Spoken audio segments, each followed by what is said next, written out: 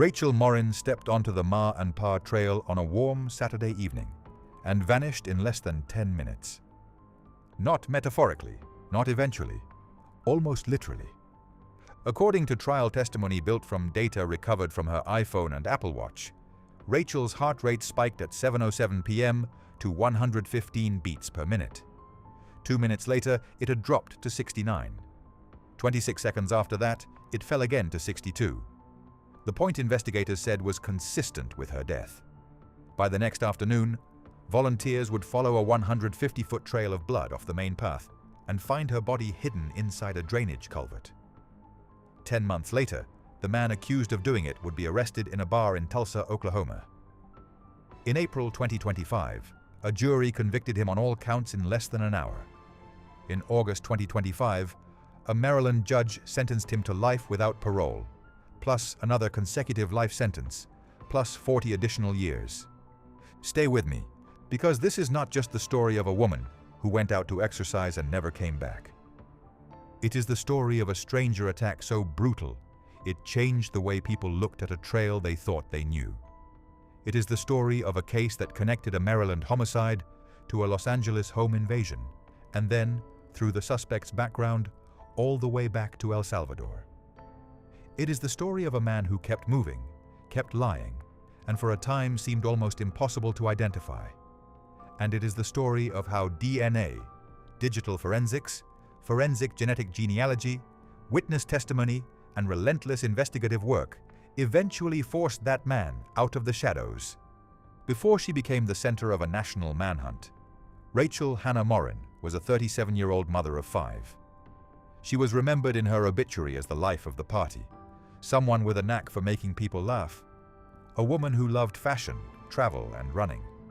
At sentencing, prosecutors also described her as an avid half-marathoner with 13.1 tattooed on her ankle, and said she had hoped to write a children's book and publish work aimed at helping young women. Her family described her as a radiant light, compassionate, joyful, unforgettable. That matters, because cases like this often flatten a person into a body, a culvert, a blood trail, a lab report. And Rachel was not a lab report. She was a whole life. She was a mother trying to keep 5 children held together under one roof. She was a business owner. She was one of 6 siblings. She was a woman who, according to her mother and family attorney, worked constantly, cared deeply about her children, and was known for being spirited, strong, and devoted. Church was part of her life. Fitness was part of her life. Moving forward was part of her life. She was not fading out of her world. She was still trying to build it, and that is one of the cruelest things about this case. Rachel did not vanish from a life that was already collapsing. She was living. She was parenting. She was working. She was dating again. She was still planning things, still trying, still here. In the summer of 2023, she had recently made a new relationship official with Richard Tobin. Her family said she was working hard to create more financial stability and wanted all of her children living with her. Whatever complexities existed in her past, the picture that emerged from those who loved her was not of someone preparing to disappear. It was of someone still in motion. On Saturday, August 5th, 2023, Rachel went to the Ma and Pa Heritage Trail in Bel Air, Maryland. Prosecutors later told the jury that she arrived at about 6:58 p.m. Local authorities said her body would be found off that same trail the next day. This was not some strange one-time destination for her. According to opening statements, Rachel visited the Ma and Pa trail nearly every morning during the summer, and it was clearly a place she felt comfortable using. That evening should have been routine, a trail she knew, a run she had every reason to believe would end the same way the others had ended, with her going home. Instead, the data on her devices later gave jurors a brutally compressed timeline. At 7:07 p.m., her heart rate surged. 2 minutes later, it crashed. 26 seconds later, investigators believed she was dead. That is what makes this case feel so immediate and so terrifying. It did not unfold over hours. It did not leave long windows for confusion or rescue. From the available digital evidence, the violence came fast. It came hard. And it came before the people who loved Rachel had any idea they were already losing her. For the people around her, what came first was not forensic certainty. It was silence. Rachel stopped responding shortly after 7 p.m. At trial, her 14-year-old daughter testified that the last text message she received from her mother was around that time. Richard Tobin also testified that he noticed Rachel had stopped responding. At first, his calls went to voicemail. Then they shifted to a strange beeping tone. He started searching. He drove around. He checked bars. He tried to think of where she might have gone. When those efforts failed, he called 911 at 11:23 p.m. and reported her missing. What makes that part of the story so painful is how ordinary it sounds at first. A delayed reply, a missed call, a phone acting strangely, the kind of thing people explain away all the time. And yet, while the people in Rachel's life were still making calls and hoping for a harmless explanation, the evidence later suggested the fatal attack had already happened hours earlier. That gap between what her loved ones were fearing and what had already become true is one of the most haunting elements of this case. By the time daylight came, the search had become urgent. Law enforcement searched the trail. A BOLO alert went out. Drones were deployed. Volunteers joined in. People moved through brush and side paths, looking for anything: a shoe, a phone, a sign she had fallen, a sign she was alive, a sign she was waiting somewhere injured and scared. Instead, on August 6th, the search ended with one of the most devastating discoveries imaginable. Searchers found blood on a rock, then more blood, then a path. What prosecutors later described in court was a 150-foot blood trail leading from the main trail through brush toward a drainage culvert. Inside that culvert, hidden from the ordinary flow of people passing on the trail, they found Rachel's body. Local coverage later described the reactions of the volunteers, who found her as shock, silence, and total emotional collapse. One of them called 911 in a state of obvious panic. Another reportedly froze when he saw what was inside. And once investigators reached the scene, the illusion of any less serious explanation disappeared almost immediately. A detective testified that when he got to the tunnel where Rachel's body was found, it was obvious this was not a slip-and-fall injury and not some accidental medical emergency. It was, in his words, a serious attack. Investigators found Rachel's smashed phone near the scene. They found her destroyed Apple Watch. They found an AirPod. They found blood across the area. The physical layout of the evidence suggested movement, struggle, concealment, and sustained violence. The autopsy then made clear just how savage that violence had been. Dr. Zabiullah Ali, the medical examiner, testified that Rachel had extensive injuries across her body, including fractures to her nose, skull, and ribs. He described a large wound on the back of her head so deep that bone was visible. He testified that she had likely been struck in the head 15 to 20 times with a blunt object, that she had also been strangled, and that the manner of death was homicide. He further testified that the injuries and the condition in which she was found were consistent with sexual assault. That matters because it tells you something about the final minutes of Rachel's life. This was not a quick attack, followed by immediate death. This was not one blow. This was not an accidental escalation. The medical evidence, the blood trail, the damage to her belongings, and the location of the body all pointed to a prolonged assault in which Rachel fought, was overpowered, dragged off the main trail, and then attacked with overwhelming force.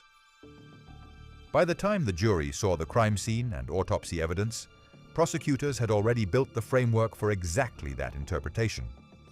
And one of the most important reasons that interpretation held was witness testimony.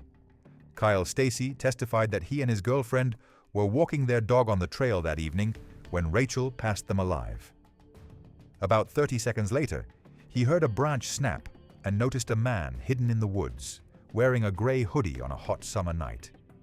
He said the sight immediately made him uneasy because it was highly unusual to see anyone lingering off the main trail in that spot. He also testified that the man appeared to be holding what looked like a black walking stick.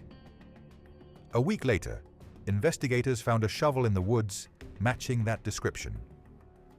That witness account is one of the reasons the state argued premeditation, because it did not describe a random passerby.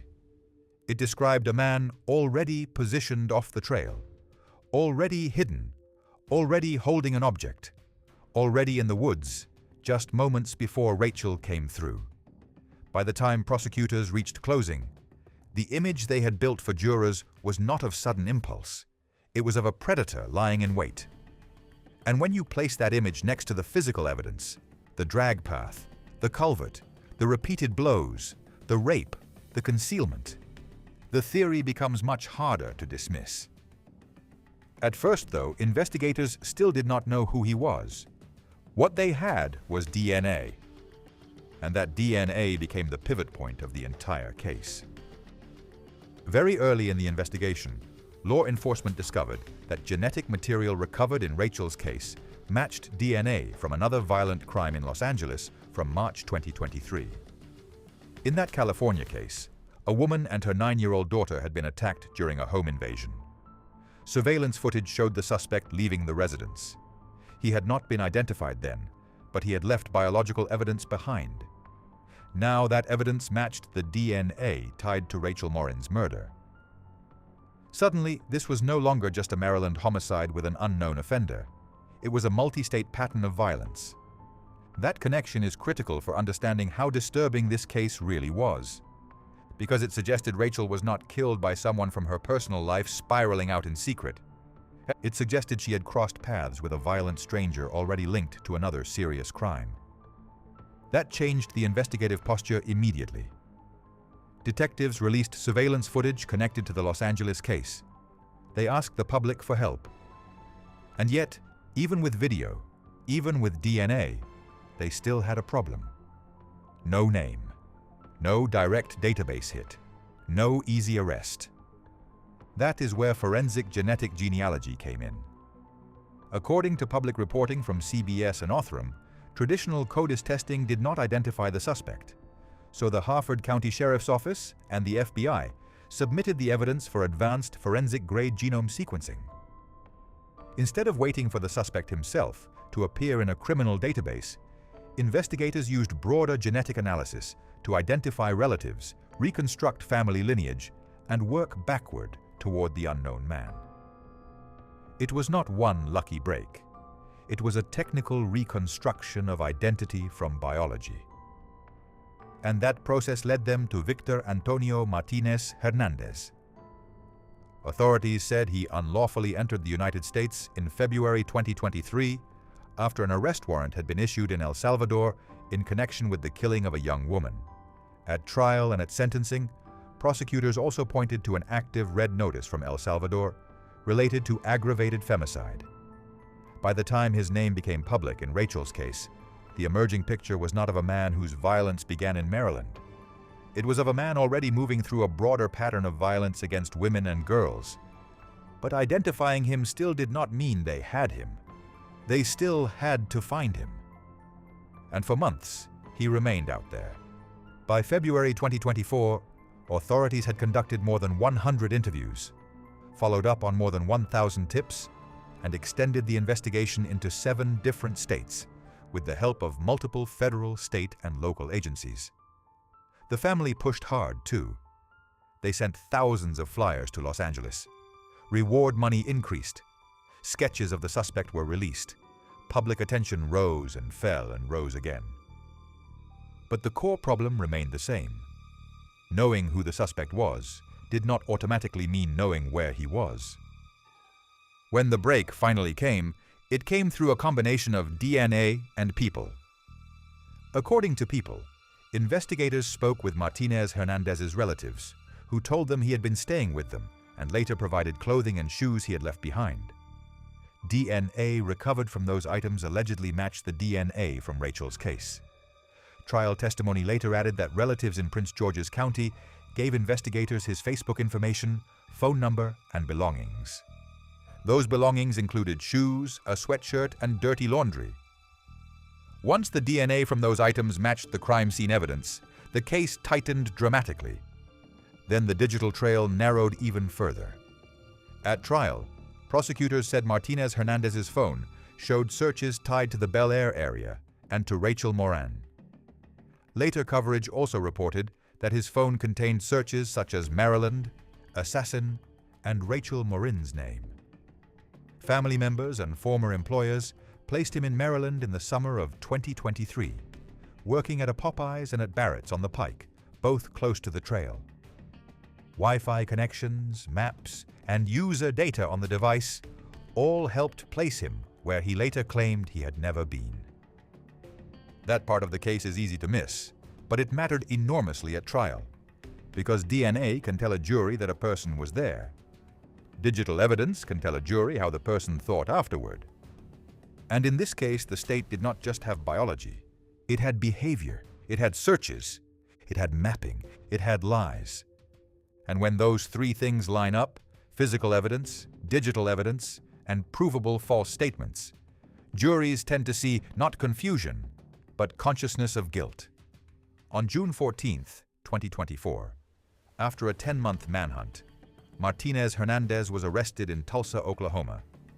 Local coverage and later summaries described him being found in a bar and taken into custody after investigators tracked him there.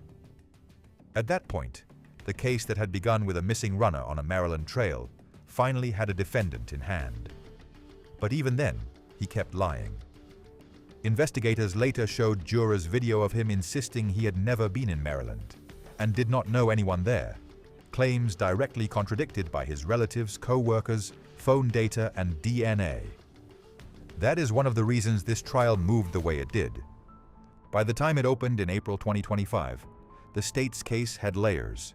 Rachel's timeline, the witness on the trail, the shovel, the blood trail, the culvert. The autopsy, the Los Angeles DNA match, the genealogy work, the relatives in Maryland, the abandoned belongings, the digital searches, the lies. No single piece had to carry the entire case because every major category of evidence was reinforcing the others. The defense tried to create doubt. It challenged evidence handling. It questioned whether DNA collection protocols had always been ideal. It argued there was no proven relationship between Rachel and Martinez-Hernandez, and tried to suggest the killing could have been a crime of passion committed by someone else who had a grievance with her. Opening statements even raised the idea that Rachel attracted male attention, and that other men in her life or orbit could have been upset about her relationship becoming official. But that theory never solved the central problem for the defense. Why was Victor's DNA on Rachel's body, on her watch, and tied to the scene? That is where the defense case kept weakening, because doubt works best when it can point somewhere concrete. Here, it mostly pointed away from Victor, without ever explaining Rachel. It did not produce a persuasive alternate suspect. It did not dismantle the DNA. It did not explain why he lied about Maryland. It did not explain why relatives and employers placed him in the area. It did not explain why his phone contained relevant searches and images. And so, by the time the state rested, the case against him did not feel narrow. It felt cumulative. The emotional center of the trial, though, was never the technology. It was Rachel's family. Her daughters testified. Her boyfriend testified. The volunteer searchers testified. Her mother sat through graphic testimony and graphic photographs. Local coverage described relatives crying, covering their faces, and visibly breaking down, while medical and forensic witnesses described the extent of Rachel's injuries. One of her daughters cried on the stand, while recalling the last day she saw her mother alive. For Rachel's family, the trial was not simply about proving what happened. It was about being forced to hear, in public and in detail, exactly how much she suffered. On April 14, 2025, the jury came back with its verdict. It took less than an hour. Victor Martinez-Hernandez was found guilty of first-degree premeditated murder, first-degree rape, third-degree sexual offense, and kidnapping. That speed matters. It tells you this was not a jury torn between two equally plausible narratives. It was a jury that looked at the mountain of evidence and reached a decision quickly. By that point, the state had not just suggested guilt, it had built it from every angle. And even then, there was still one more chapter left. Sentencing. On August 11, 2025, Judge Yolanda L. Curtin imposed the maximum sentence permitted by Maryland law, life without parole, plus another consecutive life sentence, plus 40 additional years. The Harford County State's Attorney's Office said prosecutors had specifically asked for that full package and supported it with a detailed presentation showing who Rachel was in life, the devastation to her family, the impact on the Harford County community, and the ongoing danger posed by the defendant. The court also heard why prosecutors believed the maximum sentence was necessary. According to the state's attorney's office, the state highlighted the preposterous lies Martinez-Hernandez told throughout the investigation and trial, as well as a psychosexual evaluation describing him as marked by coldness, dismissiveness, callousness, absence of remorse, lack of empathy, and heightened risk of reoffending. The state also pointed to the active red notice from El Salvador and argued that he was completely unamenable to treatment. Judge Curtin agreed that rehabilitation was not possible and said she intended to fashion a sentence for his entire natural life. Rachel's family then did what families in these cases are forced to do. They translated grief into language. The court heard victim impact statements from her mother, siblings, and children. Voice recordings from her children were played, describing what life was like without their mother. One of her daughters asked the judge to change his life for the worse because he had changed hers. Her mother spoke of the crime as preventable. Her brother, Rachel Morin, said Rachel was not just a true crime character but a precious gift from God, and he even offered forgiveness rooted in Christian faith. The contrast in that courtroom was almost unbearable. A devastated family speaking from the deepest wound of their lives, and the man who caused it sitting there without visible emotion. And that lack of visible emotion mattered because it reinforced the state's larger argument. This was not a confused man caught in some terrible instant of chaos. This was a predator, a man who lied to police, a man who denied being in the very state where the evidence put him, a man tied to another violent attack in Los Angeles, a man linked to another woman's killing in El Salvador, a man the judge concluded could not be rehabilitated, a man who would from that point forward die in prison in Maryland. After the case, the trail itself changed. Harford County began installing a major security system along the May and Parr Trail in response to Rachel's murder.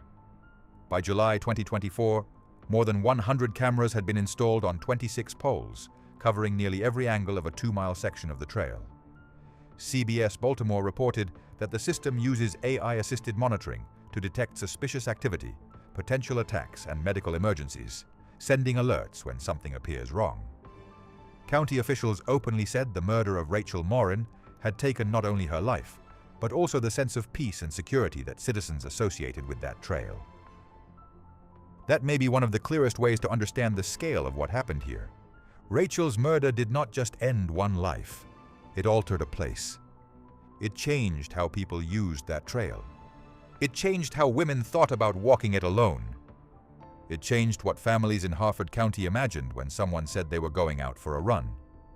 And it changed the physical infrastructure of that space, because now cameras stand where trust once stood by itself. And yet, for all the DNA, all the testimony, all the technology, all the law enforcement cooperation, all the public attention, the center of the story is still Rachel. Not the politics that followed, not the immigration debate that exploded around the case, not the national television segments, not the cross-country manhunt, not even the extraordinary forensic work that eventually identified her killer. Rachel, a mother of 5, a runner, a business owner, a daughter, a sister, a woman who loved motion, faith, family, and life. She should have come home that night. She should have been allowed the ordinary future people assume will be there tomorrow. More mornings, more runs, more texts to her daughters, more laughter with her siblings, more work, more birthdays, more chances to be tired, busy, irritated, hopeful, joyful, and normal. Instead, her last minutes became evidence. Her devices had to speak for her. Her blood trail had to speak for her. Her shattered watch had to speak for her. And finally, science and the courtroom did what she no longer could. They named the man who took her life. So remember Rachel Morin the right way. Not as a slogan, not as a political talking point, not as a faceless victim in a culvert off a Maryland trail. Remember her as the mother of 5, whose children still have to keep living after what was done to her. Remember her as the woman her family described as vibrant, funny, loving, faithful, and full of light. Remember that the law eventually caught the man who killed her. But also remember that no conviction, no sentence, no advanced DNA technology, and no camera system can repair the original damage. Because the verdict closed the case, it did not close the loss.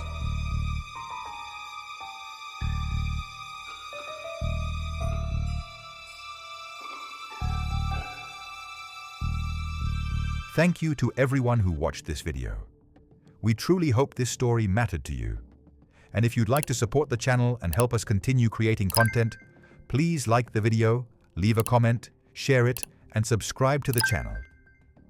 Your support really makes a difference, and we genuinely appreciate every person who helps keep these stories from being forgotten.